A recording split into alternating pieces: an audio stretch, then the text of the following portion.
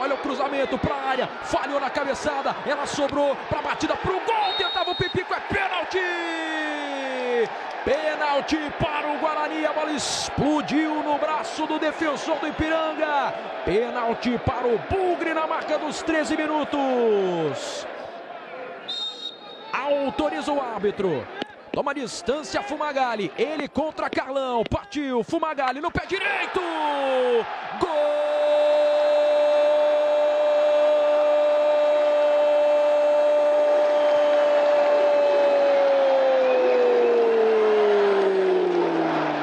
É do Bugre!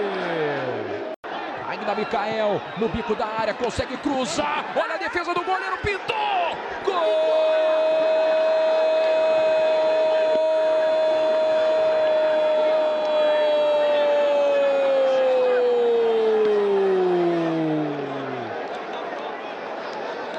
Do Ipiranga!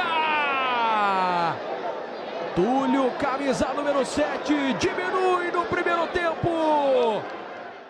Tá aí o Pipico, autor da Mano de Deus, que não deu certo no primeiro minuto de jogo. Olha o Fumagalli, botou na frente, pintou o gol!